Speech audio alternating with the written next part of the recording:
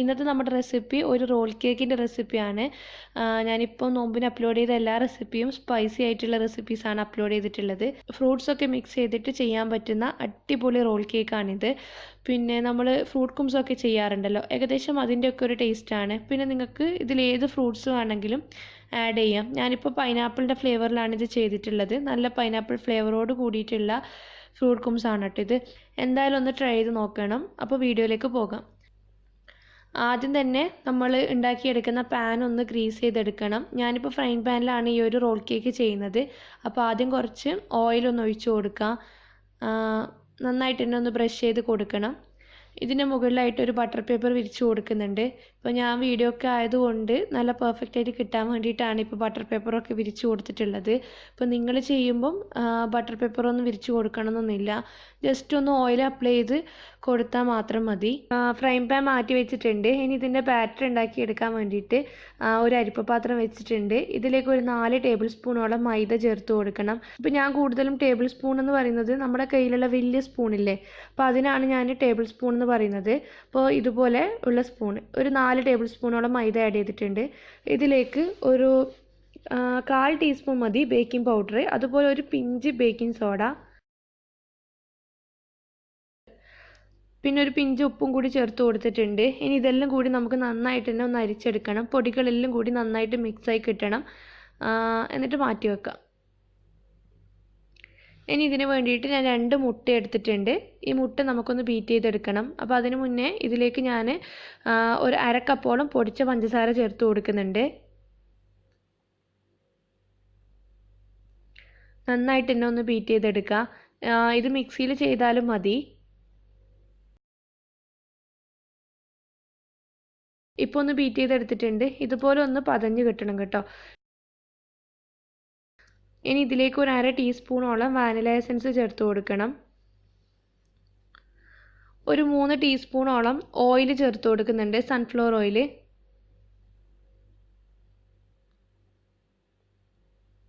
ഒന്ന് മിക്സ് ചെയ്തെടുക്കുക.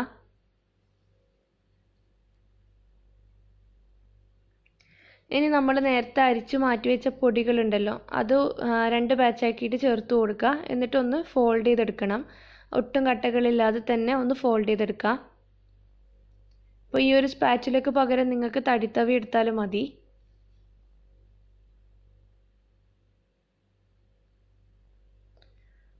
ഒട്ടും കട്ടകളില്ലാതെ തന്നെ നമ്മുടെ മാവ് ഇവിടെ ഞാൻ റെഡിയാക്കി എടുത്തിട്ടുണ്ട്. ഇനി നമുക്കിത് 2 ബാച്ചാക്കി എടുക്കണം. ഈ ഒരു സ്റ്റെപ്പ് ഓപ്ഷനിലാണ്, നിങ്ങൾക്ക് ഒറ്റ ഇതായിട്ട് ചെയ്താൽ മതി. ഞാനൊരു ചെറിയ ഡിസൈൻ കൊടുക്കുന്നുണ്ട്, അതുകൊണ്ടാണ് 2 ബാച്ചാക്കി എടുത്തിട്ടുള്ളത്. പകുതി മാവ് ഞാനൊരു ബൗളിലേക്ക് മാറ്റിയിട്ടുണ്ട്. ഇനി ഇതിലേക്ക് ഒരു 3-4 ഡ്രോപ്പ് പൈനാപ്പിൾ എസൻസ് ചേർത്ത് കൊടുക്കുന്നുണ്ട്. പിന്നെ കുറച്ച് കളർ കിട്ടാൻ വേണ്ടിയിട്ട്, ഒരു ചെറുതായിട്ടൊരു മഞ്ഞ കളർ കിട്ടാൻ വേണ്ടിയിട്ട് ഒരു 2 ഡ്രോപ്പ് യെല്ലോ കളറും കൂടി ഞാൻ ചേർത്ത് കൊടുത്തിട്ടുണ്ട്. പൈനാപ്പിൾ എസൻസ് ഒക്കെ ഒഴിവാക്കണം എന്നുണ്ടെങ്കിൽ ചെറിയൊരു കളർ കിട്ടാൻ വേണ്ടിയിട്ട് നമ്മൾ മിൽക്ക് മിക്സ് ഇല്ലേ, സ്ട്രോബെറി, പിസ്ത, ബദാം എസൻസ് ഒക്കെ, അതൊക്കെ ചേർത്ത് കൊടുക്കാം കേട്ടോ. ഏതെങ്കിലും ഒന്ന് ചേർത്ത് കൊടുക്കണം.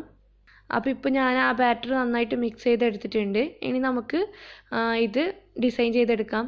ഇതുപോലെയാണ് ചെയ്തെടുക്കുന്നത്. ഒരു തവി ആ ഒരു യെല്ലോ കളറുള്ള ബാറ്റർ, പിന്നെ നോർമൽ ബാറ്റർ, അങ്ങനെ മാവ് തീരുന്നവരെ നമ്മൾ ഒഴിച്ചു കൊടുക്കുന്നുണ്ട്. അങ്ങനെ മാവ് തീരുന്നവരെ നമ്മൾ മിക്സ് ചെയ്തിട്ടൊന്ന് ഒഴിച്ചു കൊടുക്കുന്നുണ്ട്. ഇനി ഒരു ടൂത്ത് പിക്ക് വെച്ചിട്ട് ജസ്റ്റ് ഇതുപോലെയൊക്കെ ഒന്ന് വരഞ്ഞു കൊടുക്കുന്നുണ്ട്. ഒരു ഡിസൈൻ കിട്ടാൻ വേണ്ടിയിട്ടാണ്. ഇങ്ങനൊരു സ്റ്റെപ്പ് ചെയ്യണമെന്ന് നിർബന്ധമൊന്നുമില്ല. പിന്നെ ആ ഒരു കളർ മിക്സ് ചെയ്തിട്ട് കാണുമ്പോൾ കാണാൻ നല്ല ഭംഗിയാണ്. ഇപ്പോൾ ഇത് രണ്ടും ഏകദേശം സെയിം കളറാണ്, അധികം അട്രാക്റ്റീവായിട്ട് നമുക്ക് കാണൂല. പക്ഷേ പിസ്റ്റയൊക്കെ മിക്സ് ചെയ്തിട്ട് ചെയ്യുകയാണെങ്കിൽ നല്ലൊരു കളർ തന്നെ ഉണ്ടാവും.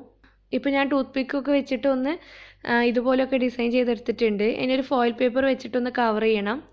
ആ പാൻ്റെ ലിഡ് തന്നെ വെച്ചിട്ട് കവർ ചെയ്തിട്ട് നമുക്ക് അടുപ്പത്തേക്ക് മാറ്റാം. ലോ ഫ്ലെയിമിൽ ഒരു 6 മിനിറ്റാണ് ഞാൻ ഇത് കുക്ക് ചെയ്തെടുക്കുന്നത്. വെരി ലോ ഫ്ലെയിമിൽ വെക്കണം, അടിക്കൊന്നും പിടിക്കരുത്. ഇപ്പോൾ ഒരു 6 മിനിറ്റൊക്കെ കഴിഞ്ഞിട്ടുണ്ട്. നമുക്കൊരു ടൂത്ത് പിക്ക് ഇൻസേർട്ട് ചെയ്ത് നോക്കാം. നല്ല ക്ലീൻ ആയിട്ട് തന്നെ വന്നിട്ടുണ്ട്. അപ്പോൾ ഇത് റെഡി ആയിട്ടുണ്ട്. ഞാനൊരു ഫോയിൽ പേപ്പറിലേക്ക് ഇത് മാറ്റിയിട്ടുണ്ട്. ഇപ്പോൾ നമ്മൾ താഴെ വിരിച്ച ബട്ടർ പേപ്പർ ഒന്ന് നീക്കി കൊടുക്കാം. നല്ല സോഫ്റ്റ് ആയിട്ടുള്ള റോൾ ഇവിടെ റെഡി ആയിട്ടുണ്ട്. ഇനി നമുക്കിതൊന്ന് ഫോൾഡ് ചെയ്തെടുക്കണം. ഫോയിൽ പേപ്പർ വെച്ചിട്ട് നന്നായിട്ടൊന്ന് ഫോൾഡ് ചെയ്തെടുക്കാം. നല്ല ടൈറ്റായിട്ട് തന്നെ ഫോൾഡ് ചെയ്യണം. ഒരു 15 മിനിറ്റ് നമുക്കിതൊന്ന് ഫ്രീസറിലേക്ക് മാറ്റാം. ഈ സമയത്ത് നമുക്കിതിന് വേണ്ടിയിട്ടുള്ള ഫില്ലിങ് റെഡിയാക്കി എടുക്കണം. അപ്പോൾ ഫില്ലിങ്ങിന് വേണ്ടിയിട്ട് ഒരു പാൻ വെച്ചിട്ടുണ്ട്. ഇതിലൊരു 1.5 ടേബിൾ സ്പൂണോളം പഞ്ചസാരയും 1.5 ടേബിൾ സ്പൂൺ തന്നെ വെള്ളവും കൂടി ചേർത്ത് കൊടുക്കുന്നുണ്ട്. ഇപ്പോൾ പഞ്ചസാര നന്നായിട്ട് തിളച്ച് മെൽറ്റായി വന്നിട്ടുണ്ട്. ഇനി ഇതിലേക്ക് നമുക്ക് 1 കപ്പ് പൈനാപ്പിൾ കട്ട് ചെയ്തതാണ് ചേർത്ത് കൊടുക്കേണ്ടത്. ഇപ്പോൾ ഇതിൽ നിങ്ങൾക്ക് നേന്ത്രപ്പഴം അതുപോലെ ചെറുപഴം അങ്ങനെ നിങ്ങൾക്ക് ഇഷ്ടമുള്ള ഫ്രൂട്ട്സൊക്കെ ചേർത്ത് കൊടുക്കാം. ഇപ്പോൾ പൈനാപ്പിൾ ചേർത്തൊന്ന് മിക്സ് ചെയ്തിട്ട് അടച്ച് വെച്ചിട്ട് ഒന്ന് വേവിച്ചെടുക്കണം. പൈനാപ്പിൾ നന്നായിട്ട് തന്നെ ഒന്ന് വെന്ത് വന്നിട്ടുണ്ട്. ചെറിയൊരു സിറപ്പ് നമുക്ക് ആവശ്യമുണ്ട് കേട്ടോ. അപ്പോൾ ഞാനൊന്ന് ഫ്ലെയിം ഓഫ് ചെയ്തിട്ടുണ്ട്. ഇനി ഇതിലേക്ക് ഒരു 1/2 കപ്പോളം അനാറിൻ്റെ സീഡ് ഒന്ന് ചേർത്ത് കൊടുക്കുന്നുണ്ട്. നന്നായിട്ട് തന്നെ മിക്സ് ചെയ്തെടുക്കാം. അപ്പോൾ അത് മാറ്റി വെച്ചിട്ടുണ്ട്. നമ്മൾ നേരത്തെ റോൾ ചെയ്ത് വെച്ച റോൾ കേക്കാണിത്. നമുക്കിത് തുറക്കാം. നന്നായിട്ടൊന്ന് റോളായി കിട്ടിയിട്ടുണ്ട്. ഞാനിപ്പോൾ ഒരു കുറച്ച് വിപ്പിംഗ് ക്രീം മാത്രമേ എടുത്തിട്ടുള്ളൂ. ഒരു 1/4 കപ്പ് അത്രയൊന്നും ഇല്ല. ജസ്റ്റ് ഒന്ന് ബീറ്റ് ചെയ്തിട്ട് ഒന്ന് ഫ്ലഫി ആക്കി എടുത്തിട്ടുണ്ട്. ജസ്റ്റ് ഒന്ന് ബീറ്റ് ചെയ്തെടുക്കുകയേ വേണ്ടൂ. അതിൽ നമ്മൾ നേരത്തെ മിക്സ് ചെയ്ത് വെച്ച ഫ്രൂട്ട് നമ്മൾ വേവിച്ച് വെച്ച അത് ചേർത്തിട്ടൊന്ന് മിക്സ് ചെയ്തെടുക്കണം. ഇതാണ് നമ്മൾ ഇതിൻ്റെ നടുവിലായിട്ട് വെച്ച് കൊടുക്കുന്ന ഫില്ലിങ്. അതൊന്ന് സ്പ്രെഡ് ചെയ്ത് കൊടുക്കാം. ഇനി ടൈറ്റായിട്ട് നേരത്തെ റോൾ ചെയ്തതുപോലെ തന്നെ ഒന്ന് റോൾ ചെയ്തെടുക്കാം.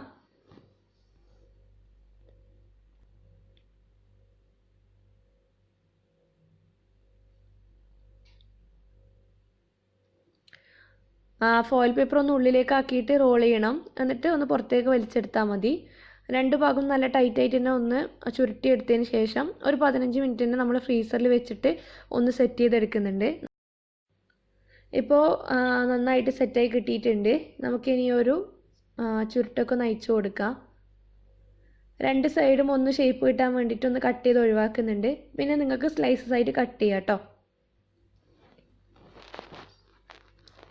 അപ്പോൾ പൊതുവേ നമ്മൾ ഇഫ്താറിനൊക്കെ സ്വീറ്റ് റെസിപ്പി ഉണ്ടാക്കാറുള്ളത് പോളകളും പിന്നെ അതുപോലെ നേന്ത്രപ്പഴം വെച്ചിട്ടുള്ള സ്നാക്സൊക്കെയാണ്.